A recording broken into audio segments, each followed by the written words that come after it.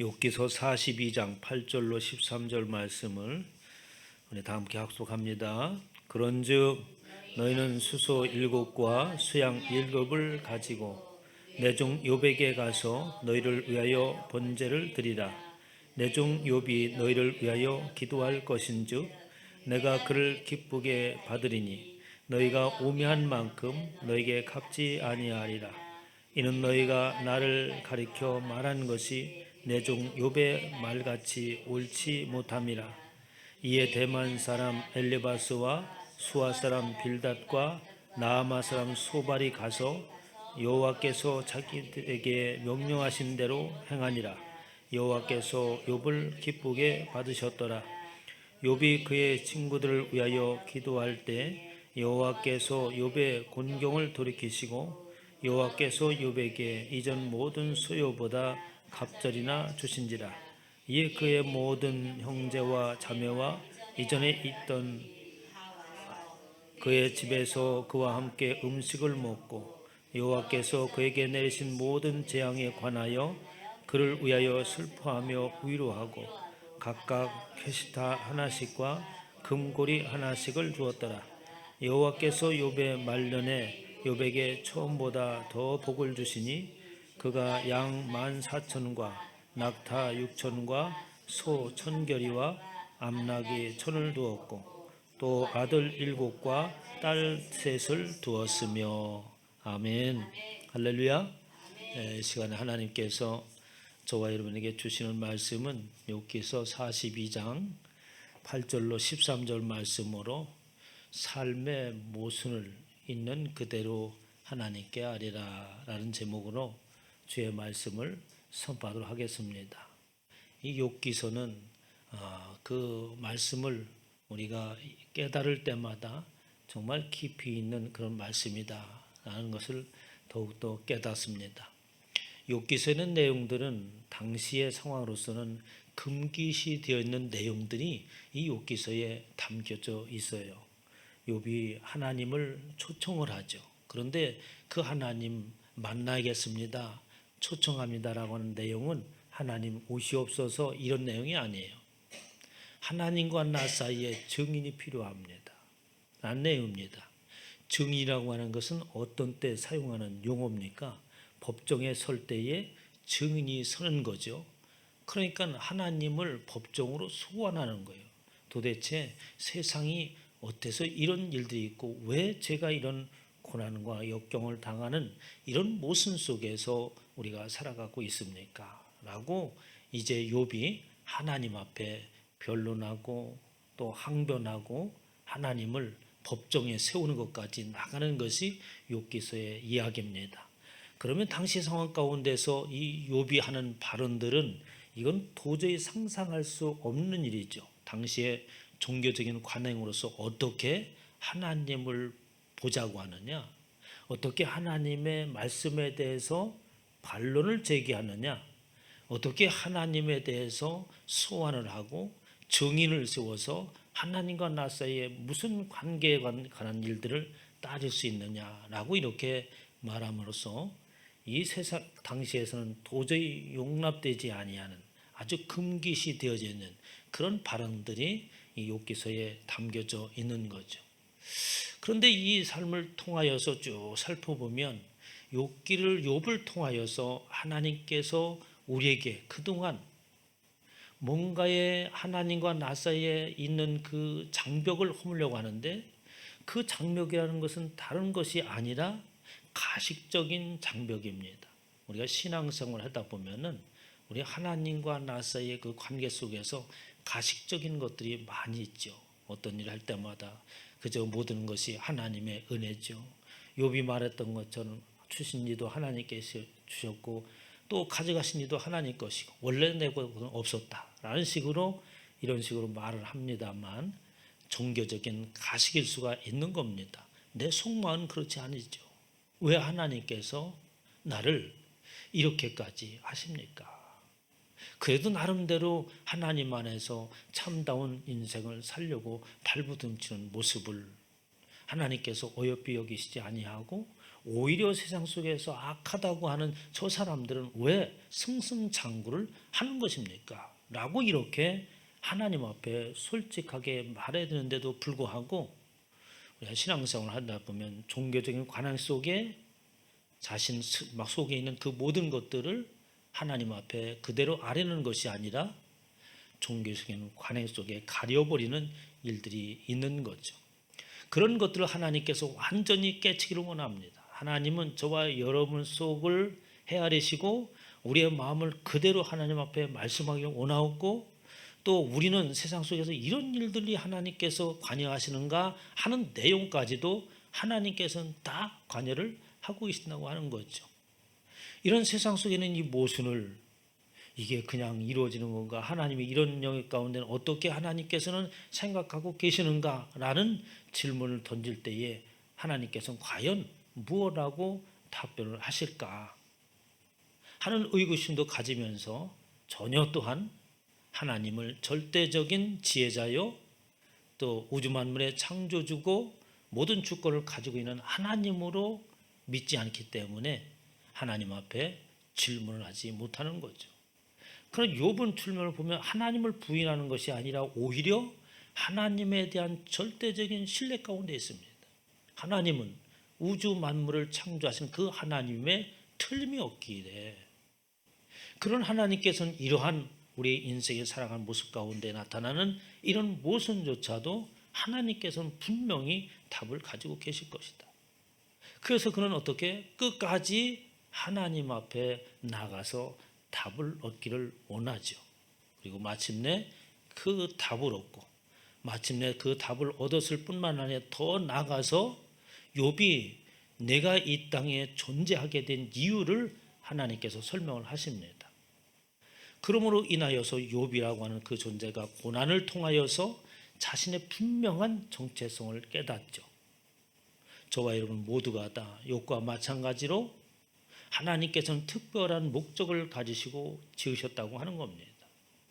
그래서 너희는 나가서 어떻게 교만한 자들을 짓밟으라 라고 하면서 그에게 사명을 주시지 않습니까? 욥기서 40장 11절에 너의 넘치는 노를 비우고 교만한 자를 발견하여 모두 낮추되 모든 교만한 자를 발견하여 낮아지게 하며 악인을 그들의 처수에서 짓밟을지니라.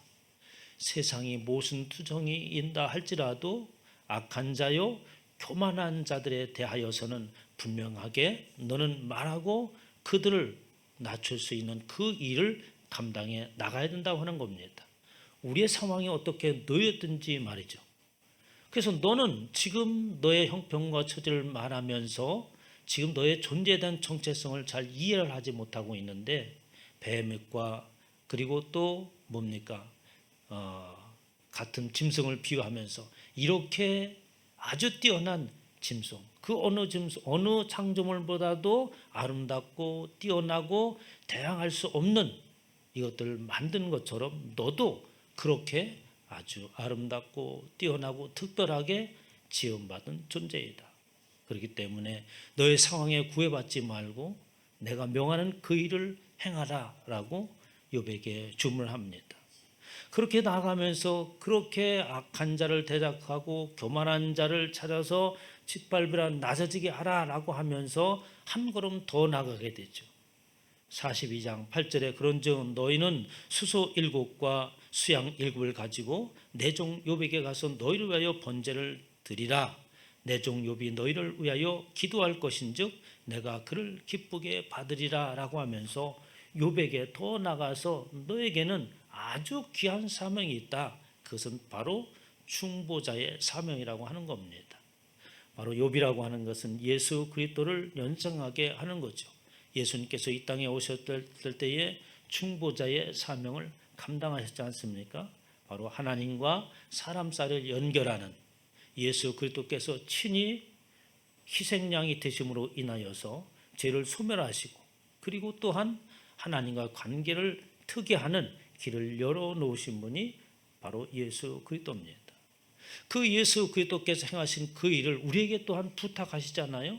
그래서 우리 모두는, 욥뿐만 아니라 모든 사람들은 충보의 사역을 감당할 사명이 있습니다. 중보의 사명이 뭐냐니까 바로 예수 그리스도를 전하고 그분이 우리의 죄를 담당하셔서 하나님께로 나아가는 그 길을 열어놓으셨다고 하는 그 예수 그리스도를 소개하는 바로 그 일이 중보의 사역입니다. 그래서 욥은 더 나아가서 너는 바로 사람을 살리는 그 일을 행하는 자다라고 말씀을 하시는 겁니다. 그래서 그를 어떻게 제사장으로 제사장 역할을 하는 그 일을 말함으로 인해서 세 친구들이 번제물을 희생제물을 가지고 욥을 통하여서 제단에 번제를 드리게 되는 거죠. 그 내용을 보면 이렇습니다. 내 종 욥이 너를 위하여 기도할 것인즉 내가 그를 기쁘게 받으리니라고 말하고 있습니다. 바로 욥을 너는 중보자로 세웠고 제사장으로 세웠다는 말씀이죠. 우리가 중보 기도라고 하는 내용을 말을 많이 쓰잖아요. 중보 기도가 무슨 기도가 중보 기도입니까? 다른 사람을 위하여서 기도하는 것을 중보 기도라고 얘기하잖아요. 그래서 우리는 중보 기도를 많이 해야 됩니다. 우리가 기도할 때 보면 대부분 자신을 위해서 기도하는데 자신을 위해서 기도하는 내용이 그렇게 많지가 않아요. 그러면 나 자신을 위한 기도는 중보 기도를 함으로 인하여서 내가 하나님 앞에 드리지 않았던 그 모든 기도도 하나님께서 받으시고 응답하시는 것이죠. 이렇게 해서 욥으로 하여금 중보 기도를 합니다. 그렇게 하면 내가 기쁘게 받으리니 그러면서 한마디 또 언급을 하죠. 너희가 우매한 만큼 너에게 갚지 아니하리라 라고 하면서 이 세 친구들 말하여서 그들을 우매한 자라라고 이렇게 말합니다. 그럼 이 세 친구들은 누구겠어요? 바로 세상 속에 있는 저와 여러분의 모습입니다. 그래서 우매한 우리 인생들에게 그들로 하여금 그 값을 내라고 한다면 그 어느 누구도 하나님 앞에 나올 수 있는 값을 지불할 수 있는 자가 아무도 없다는 거죠. 그래서 저희가 우매하기 때문에 우매한 만큼 너에게는 갚으라고 말하지 않는다. 대신 누굴 통해서? 예수 그리스도를 통해서 갚게 하시고 중보자를 통해서 갚게 하시겠다는 말씀이죠. 이는 너희가 나를 가리켜 말하는 것인즉 내 종 욥의 말같이 옳지 못함이라. 이에 대만 사람 엘리바스와 수아 사람 빌닷과 나아마 사람 소발이 가서 여호와께서 명령하신 대로 어떻게 합니까? 예물을 드리고 번제를 드리게 됩니다. 그때에 그 뒤에 말씀을 가만히 보면 그 세 친구가 예물을 드렸으면 그 예물을 받으실 때에 누구를 받았다고 얘기를 해야 됩니까? 바로 세 친구 대만 사람 엘리바스 수아 사람 빌닷 나아마 사람 소발이 예물을 드리고 번제를 드렸으니까 그 사람들의 번제를 받았다라고 이렇게 말해야 되잖아요. 그런데 성경이 그렇게 말하지 아니하고 뭐랍니까? 여호와께서 욥을 기쁘게 받으셨더라라고 이렇게 말합니다. 이 말을 원어대로 풀어보면 여호와께서 그의 얼굴을 들게 하셨더라라는 거예요. 그건 뭐냐면 여호와께서 욥의 머리를 높이셨더라라는 거죠. 그럼 욥의 머리를 높이시고 또 의역을 해서 여호와께서 욥을 받으시고 욥이 제사장으로서 예물을 드린 번제를 그것을 받으셨다라고 이렇게 우리가 해석을 할 수 있습니다만 욥을 하나님께서 기쁘게 여기셨다고 하는 것은 무엇을? 중보자의 사역을 감당한 그것을 하나님께서 기쁘시게 여겼다고 하는 거지. 그럼 그것은 제 자의적인 해석이냐? 그렇지 않습니다. 뒤에 성경의 내용을 보면 하나님께서 너희가 감당할 일은 세상의 악한 자와 교만한 자들을 그들을 어떻게 낮추는 것인데 그것들은 곧 하나님께서 내게 주신 곧 내가 바라는 가장 귀한 사명인데 중보자의 사명을 감당하는 것이다. 그래서 이제는 너를 위하여서 이러쿵저러쿵 말하지 말고 내 친구들을 위해서 기도하라 라고 하나님께서 말씀하신 거예요. 욥이 그것을 순종하죠. 세 친구들 대할 때의 모습을 한번 생각을 해보세요. 욥이 환난과 역경에 있을 때 이 세 친구들이 뭐라고 얘기합니까? 너는 틀림없이 죄인이다. 너는 하나님 앞에 분명한 죄를 범했기 때문에 이런 곤경을 당하는 것이다. 그러니까 빨리 그것을 아뢰고 회개하고, 그리고 그 회개하는 할 때에 하나님께서 회개를 받으시고 회복해 주실 것이다 라고 하면서 끝까지 욥을 어떻게 합니까? 정죄하고, 그리고 내 속에 감추는 죄를 빨리 드러내라고 했던 그 친구들입니다. 아주 집요하게 물고 늘어졌던 아주 원수 같은 자들이었어요. 그런데 그 친구들이 어떻게 합니까? 본제문을 가지고 기도해달라고 했을 때에 그건 하나님 앞에 예배하고 기도를 해준 거죠.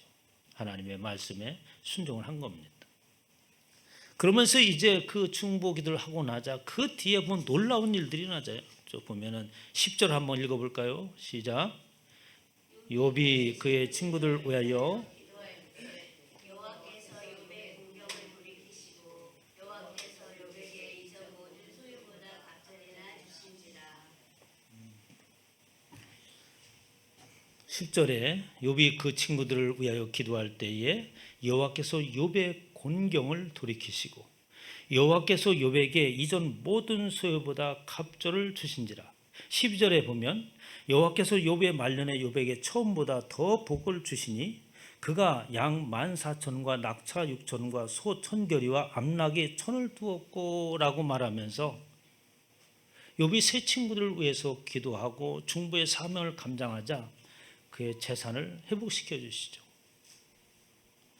우리가 인생을 살아가면서 모든 사람들이 기대하는 것이 있잖아요. 바로 부자가 되는 겁니다. 예수 믿으면서 부자 되기를 싫어하는 사람이 있으면 손 한번 들어보세요. 어떤 사람은 나는 물질에 대한 욕심이 없습니다 라고 말하는데 그 사람은 반대로 나는 욕심이 많습니다 하는 거예요. 속에서 하고 싶은 얘기를 억지로 막으려고 하는데 사실 물질에 대한 물욕이 없는 사람은 아무도 없어요. 그러나 그 물질을 어떻게 이해하고 사용하느냐고 하는 문제인 거죠. 욥이 하나님의 의도를 깨닫자 하나님께서 말씀하신 대로 친구를 위해서 기도하자 첫 번째로 그의 재산을 회복시켜 주십니다. 두 번째는 11절에 보면 한번 같이 읽습니다. 시작. 11절.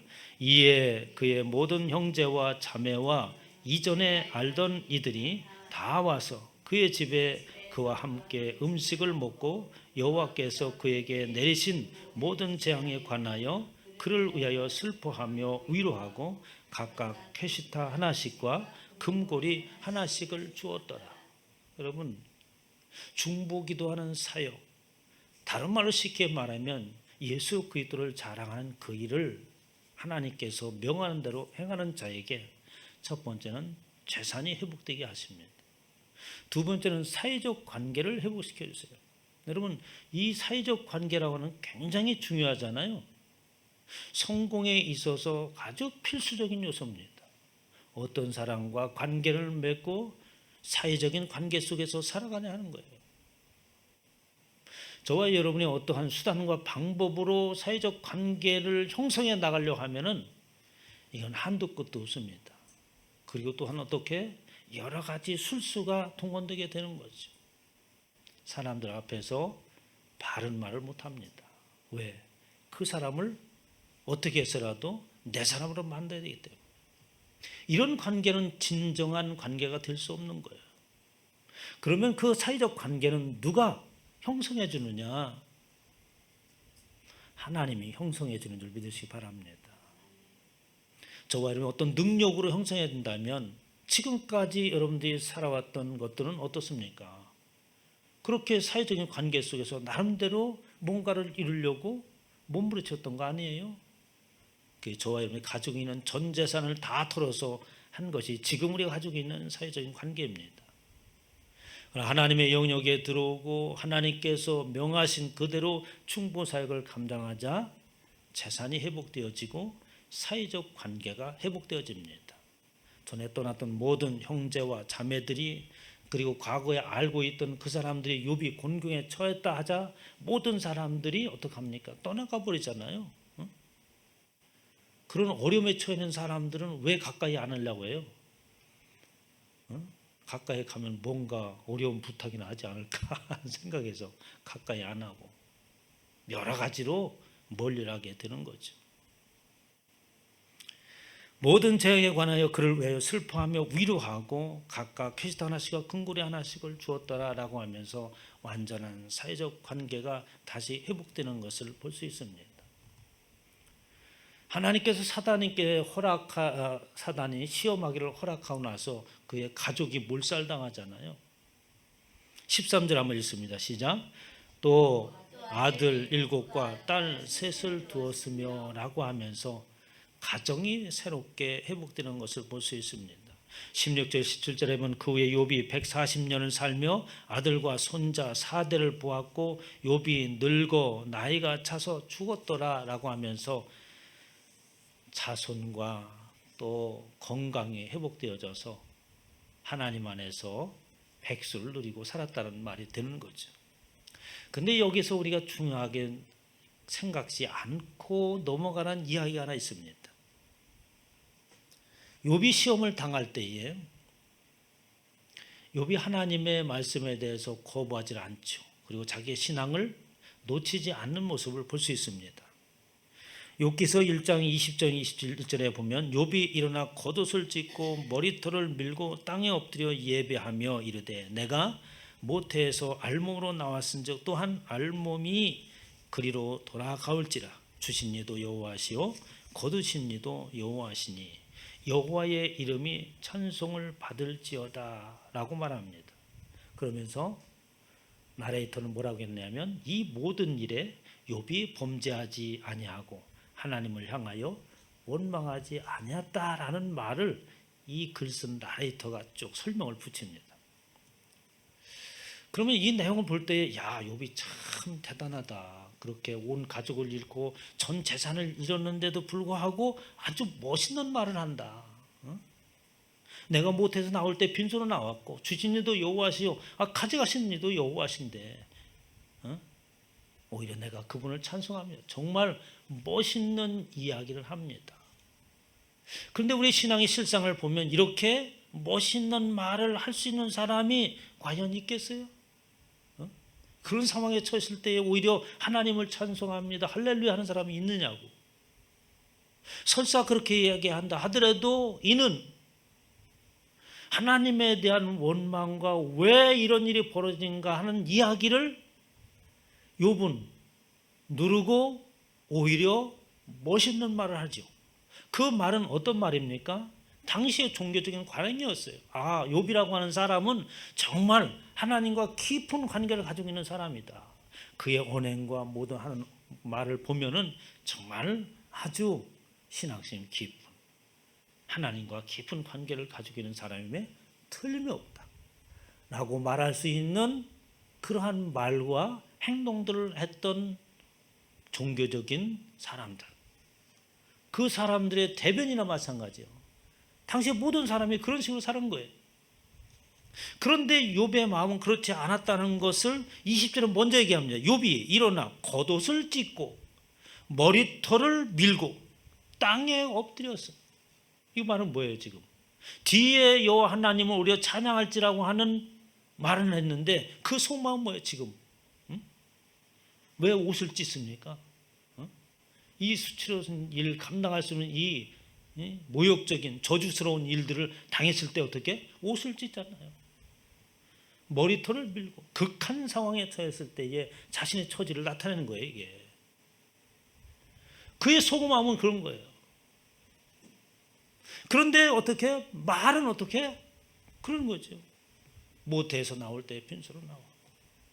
아니 맞는 얘기지만 어떻게 그렇게 얘기를 할 수 있냐는 거예요. 하나님 모습을 볼 때에 지금 욥이 그 말을 하는 것을 보고 야 정말 칭찬할 만하다 이렇게 하겠어요? 지금 욥께서 말하고 있는 것은 우리의 신앙의 생활 모습 속에서 그렇게 종교적인 모습으로 포장되어져 있는 하나님 앞에 좋게만 보이려고 하는 그 모습을 하나님께서 보시려고 하는 것이냐는 이야기를 의문을 던지는 겁니다. 그러면서 두 번째 시험에 얘기했죠. 그 두 번째 시험에 누가 등장하니? 그의 아내가 등장을 합니다. 그의 아내는 여기서만 등장하고 그리고 나서 19장에 가서 아내에 관한 일을 짤막하게 언급을 합니다. 아내에 관한 이야기 없어요. 그런데 이 아내가 아주 중요한 역할을 합니다. 두 번째 시험에 들어왔을 때에 아내가 얘기했죠. 당신이 먼저 번에 얘기했던 것처럼 그런 식으로 얘기하지 말라라는 내용이 포함됩니다. 그의 아내가 그에게 이르되 당신이 그래도 자기의 온전함을 굳게 지키느냐라고 합니다. 그건 뭐냐면 그런 상황에도 또 그 신앙을 지키려고 하는 거야? 이렇게 묻는 게 아니에요. 이런 상황에도 하나님 앞에 너의 마음을 있는 그대로 말하지 아니하고 그렇게 종교적인 습관 속에 있었던 대로 하나님을 찬미한다고 하고 포장해서 하나님 앞에 너 자신을 보이려고 하느냐 이런 말이에요. 그래도 여전히 그런 모습으로 하나님과의 관계를 맺으려고 하는 거예요. 지금 이상한 일이 벌어지고 있지 않냐. 이거는 누구라도 이해할 수 없는 일임에 분명하다. 너무나도 세상에 모순적인 일 많이 있고 그리고 우리가 어떻게 신앙생활 하느냐. 당신을 정직하다고 하나님께서 인정했던 것처럼 그렇게 우리는 신앙생활하고 그렇게 살아왔는데 그렇다면 이게 뭔가가 문제가 있는 것이 틀림이 없다. 그 일을 하나님 앞에 이야기하고 하나님 앞에 묻고 매달리고 해야 되는 건데 왜 그렇게 포장된 모습으로 하나님 앞에 보이려고 하는 거예요. 그래도 얘기해서 그가 이르되 그대의 말이 어리석은 여자의 말 같도다. 그러면서 여자가 한 번 더 붙죠. 차라리 하나님을 욕하고 죽어라. 그게 더 오히려 솔직하지 않냐. 진짜 죽으라는 말은 아니겠지 않습니까? 내 입장에서는 도대체 하나님은 도대체 왜 이러십니까? 라고 말해야 되는데 왜 그 말을 하지 아니하고 아름다운 말로 포장을 하면서 자신을 포장하려고 하느냐. 우리의 속이 어떤가를 하나님이 다 알고 계시는데 그가 이르되 그대의 말이 한 어리석은 여자의 말 같도다. 우리가 하나님께 복을 받았은즉 화도 받지 않겠느냐 하고 이 모든 일에 욥이 입술로 범죄하지 아니하였다. 그럼에도 불구하고 여전히 욥은 어떻게 과거의 종교적인 습관 가운데 그대로 행하였다라고 이야기합니다. 그러면 지금 앞의 내용을 가만히 보세요. 지금 욥을 향해서 하나님께서 사탄으로 하여금 욥을 시험하게 하죠. 그런데 그 모습을 가만히 보면 욥이 입고 있는 옷을 거풀을 하나씩 벗겨나갑니다. 사탄이 얘기한 게 뭡니까? 욥이 하나님을 찬양하고 감사하고 예배하는 것은 다른 연유가 없습니다. 복으로 울타리를 두르셨기 때문에 아닙니까? 그것을 벗겨보세요. 그것을 하나씩 다 벗깁니다. 재산을 또 자녀들을 그 어떤 것도 대체할 수 없는 모든 것들을 다 벗겨버리는 거예요. 1장 10절에 보면 주께서 그와 그의 집과 그의 모든 소유물을 울타리로 두르심 때문이 아니니까 그 울타리를 벗겨보세요. 그리고 그 속을 한번 봐야 됩니다. 주께서 그의 손을 하는 바를 복되게 하사 그의 소유물을 땅에 넘치게 하셨습니다. 그리고 나서 또 얘기하죠. 두 번째 사단이 여호와께 대답하여 이르되 가죽으로 가죽을 바꾸니 사람이 그의 모든 소유물로 자기의 생명을 바꿀지라. 사람은 말입니다. 하나님 자기가 어떤 것이 필요하면 그 모든 것을 다 하여서라도 그걸 지켜내고 가지려고 하는 겁니다. 이제 한 다른 방법을 써보세요. 생명에 관해서는 그 어떤 것도 대체할 수 없습니다. 그러니까 그의 건강을 치게 되면 반드시 하나님을 욕할 겁니다. 라고 얘기하는 거예요. 그게 바로 가죽으로 가죽을 바꾸냐는 뜻이에요. 다른 것은 다 몰라도 이 생명만큼은 그 어떤 것으로 대체할 수 없는 겁니다. 그의 건강을 쳐보십시오. 라고 하면서 욥이 가지고 있는 재산과 자녀들과 그 뒤에는 모든 관계를 다 벗겨버리고 이제 알몸으로 그것도 어떻게 도저히 이제는 스스로 헤어날 수 없는 그런 지경까지 하나님께서 몰아붙이십니다. 그런데 여전히 깨어지지 않는 게 있어요. 여전히 벗겨지지 않는 것이 있습니다. 그것이 뭐냐? 종교적인 관행이에요. 습관이에요. 자신 속에 있는 그것을 솔직하게 하나님 앞에 내어놓고 때로는 통곡하고 탄식하면서 때로는 하나님 앞에 부르짖고 하나님은 우주 만물의 창조시고 주가 되시는 분이라는데 이런 일들에 대한 문제가 어떻습니까? 라고 말하지 않는다는 거예요. 그것이 바로 욥의 아내가 지적하는 분입니다. 그 뒤부터 3장서부터 어떻습니까? 욥이 아내의 말을 알아듣죠. 그래서 그때부터 탄식하며 원망하며 그리고 하나님을 부르고 소환하고 정인을 세우십시오 라고까지 나가는 겁니다. 마침내 그는 어떻게? 알몸된 모습으로서 도저히 그 어떤 것으로 대체할 수 없는 상황 가운데서 하나님을 만나게 됩니다. 그분을 만나고 음성을 듣고 너라고 하는 존재가 어떠한 존재인가는 그 소리를 듣습니다. 그리고 이 땅에서 중보자의 사명을 감당하라고 하는 그 소리를 듣고 지죠. 그 일에 깨닫고 일을 행하자 모든 것이 하나님께서 회복해 주심을 봅니다. 사랑하는 성도 여러분, 우리가 신앙생활하면서 가장 주의해야 될 모습이 하나님과 나서의 가식적인 모습이에요. 하나님 앞에 아름다운 어떤 말로 기도하려고 하는 거고 뭔가를 잘 보려고 하는 거고 이런 거 다 필요 없습니다. 여러분이 갇혀 있는 상황 그 모든 것을 그대로 하나님 앞에 기도하는 거예요.